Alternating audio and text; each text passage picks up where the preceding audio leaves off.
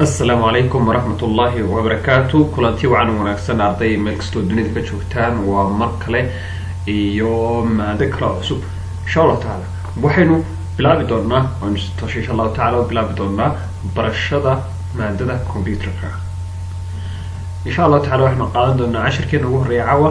iyo hordhaca يعني إن شاء الله تعالى سليجي دونا سود وهذا اللي مركو رئيسا توشوها وايه horta haddeen hordhac u samayno dunidan aynu ku noolnahay waxaa lagu tiriyaa waa dunida computerka ama waxa weeye generation of computers ayaa la yiraahdaa waa dunida computerada ama dunida generation of computers sidoo kale waa ama dunida technology-da ama generation of technology baa la yiraahdaa sidaa darteed muhiimadda uu computerku leeyahay hal muuqaal iyo wax ka badan iyo wax la mid ah kuma soo koobi karno muhiimadda uu computerku leeyahay bulshada dhexdeeda runtii waa muhiimad aad u weyn oo maalin kasta wuxuu ku leeyahay saameyn computerku waxaana lagu isticmaalaa inta ugu badan computerka iskuulada bangiyada guryaha makhaayadaha dukaanada xafiisyada suuqyada ganacsiyada iyo meelo badan oo kala duwan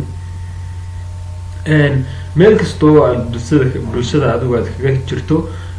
waxa uu si toos ah ama si aan toos ahayn ama si dadban uu saameyn ugu leeyahay noloshaada computerku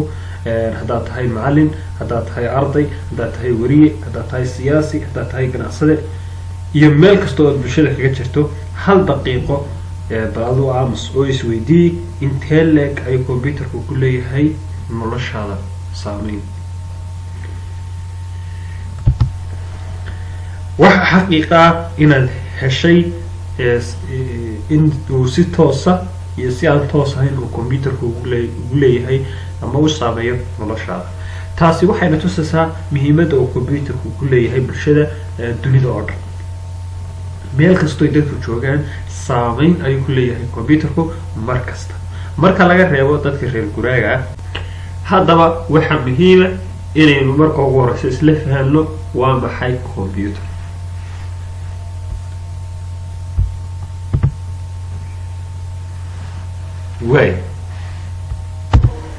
way haddaba haddaynu eegno hordhaca iyo introductionka casharkeedna hore waxaan isweydiinaa waa maxay computer waa maxay what's a computer computerku waa aalad ku shaqeysa awoodda korontada ama waa electronic haddaynu si kale u dhigno taasoo awood u leh in xog la geliyo taasoo loo yaqaano xogta marka la geliyo waxaa la yidhahdaa input data dabadeed halkaa lagu kaydiyo store in lagu dhex kaydiyo oo store lagu sameeyo kadibna lasoo bandhigo natiijada xogta maanaa hadhowtoona lagala soo bixi karo lasoo bandhigi karo marka waxaa la yidhaha iyada output data marka wixii xogaha computerka la gelinayo input data la yidhahdaa wixii xogaha computerka laga soo bandhigay ama laga soo saarayna waxaa la yidhahdaa maxay output data marka haddaynu computer ku celino waa maxay computerku waa aalad ku shaqeysa awoodda korontada bimaana waxay ku shaqeysaa waa maxay the power of waxa weeye waa maxay electricity waa maxay korontada ayay ku shaqeysaa ama waxa weeye electronic media waa shaygu hadduu koronto ku shaqeeyo ama waxa weeye leer ku shaqeeyo waa maxay waa computer waa markaynu ka hadlayno aaladda la isticmaalo ee sida caadiga loo isticmaalo waxay sodhanin waxyaaba qaar wax jira loo isticmaalo leer laakiin aan computer noqonayn marka computerka inuu ka hadlayno waa ila fahmaysaa ma filaya marka computerku waa aalad ku shaqeysa maxay awoodda korontada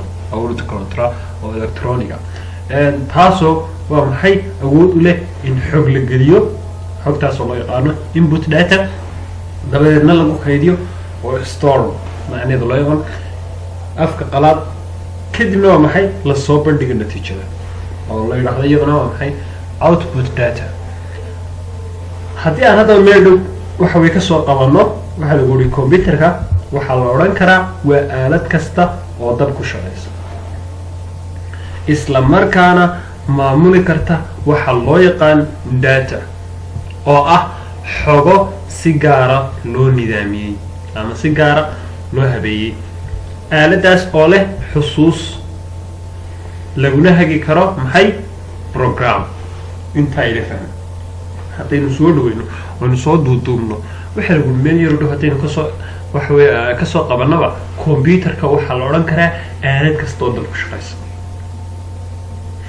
isla markaana maamuli karta waxaa loo yaqaan data ama xogtaasoo maxay si gaara loo nidaamiyey aaladaas oo leh maxay xusuus yagata memory bay leedahay lagu maamuli karo maxay programda computerka ku shaqeeya waa maxay waa softwares iyo programs marka ujeedadaynu soconna wax way ardayay marka ugu horeysa waa maxay computer waxaan filayaa in aad ila fahanteen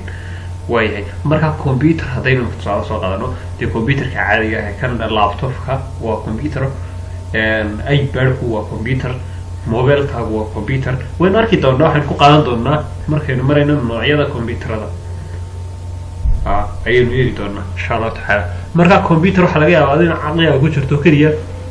laptopka la isticmaalo ama kan disk waxa weye caadiga ahee weeye desktopka in kaasuna aad waxa weye muxuu ahaay aada u haysato laakiin maaha mobilekaaga la isticmaalayso waa computer leanna waxaynu imika ku tilmaamnay inuu yahay computerku aalad kasta oo maxay dab ku shaqaysa isla markaana maamuli karta xog imika mobilekaaga xog waad gashan kartaa waxbaad ku qori kartaa waxbaad ku diyaarsan kartaa macluumaad iyo xogo waad ku shuban kartaa program iyo apps wuu ku shaqeeya haye markaas idila fahanteen marmari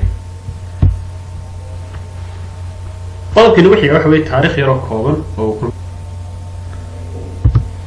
haddaba computerkii ugu horreeyey waxaa lasoo saaray sanadkii 1946 waxaana la odhan jiray ENIAC waxaanu ka koobnaa in ka badan 18,000 oo waayiro waaweyna sidaa qiyaasi karto baa lagu yidhi computerku aad ayuu u weynaa waxaanu keligiis buuxin jiray guri weyn ama qol weyn buu buuxin jiray miisaankiisuna waxa uu ahaa 30 tan oo u dhiganta 30 baabuur oo yaryar baabuurta dheerada caadiga ama duqaan oo kale 30 baabuur oo yaryar ayuu dhignay macnaa guri weyn oo de waxa way bangala ama guri weyn aad weyn ayuu buuxiyay ama qol weyn ayuu buuxinayay marka computerkaasi waxa la isticmaalayay muddo ku dhow ilaa 10 sano marka ilaa 1956 markaas wixii ka dambeeyay waa computer kala loo gudbay noociisa labaad marka laakiin haba u weynaado computerkaasi muu qaban jirin baa lagu yidhi inta uu qabto xisaabiyaha yar ee jeebka lagu qaato calculatorkaaga caadiga ah intuu qabto calculatorka intaasoo xisaabood baad iskugu dhufanaysaa waad isku sii gelinaysaa waad sii wadaysaa isku gelinaysaa intaas waad wadaysaa maanta o dhan hal marka odhanaya iga tahay soo maad garanin laakiin kan waa maxay inta uu calculatorka yar kuu qabanayo isagu kumuu qaban jirin oo computerka intaa la ekaado leanna waa maxay dee muu lahayn applicationo waxaway u fududeynaya waxyaaba badan baa ka maqnaa softwares programs fara badan waayiradiisu iska waaweynaayo wax dee markaas la sameeyey oo waxaweye intaasoo kale waxa weye waayirka kooban buu ahaa kaliya qolfadiisu baa iska weyneyde waxa la wuxuu tarayay way iska aad bay u yaray marka taariikhda kooban computerkuna intaas ayaan filayn inay garan tahay haddaynu eegno markaa muuqaalka computerka ugu horreeya waa kan kaas idiin muuqda intuu leegi waad arkaysaa ya weliba qayb yaroo kamid ah dee marka first computer ever qaabkaas ahaa xarkaha waaweyn intaa laalay ku jireen waxa weye maantana waa inaga aragnay intuu leegi kaayaraha kasoo muuqdan ah ayuu u laakaaday waxa weye marka waa maxay dee computerka intaa leeg maanta insha allah taala waxaan ku dayin doonaa halkaas cashirkeena hordhaci baynu qaadanay waa maxay computer taariikh yaro kooban ku saabsan computerka waynu isla aragnay marka insha allahu tacaala daawadayaal waxaan rajeynaya insha allahu tacaala fahanteen waxa uu computer yahay arday inaad fahanteen waxa uu computerku yahay iyo waxa weeye taariikhdiisa kooban halkii markii ugu horreysay ka yimi qaabka noocu ahaa intaa waynu isla fahanaan maranaya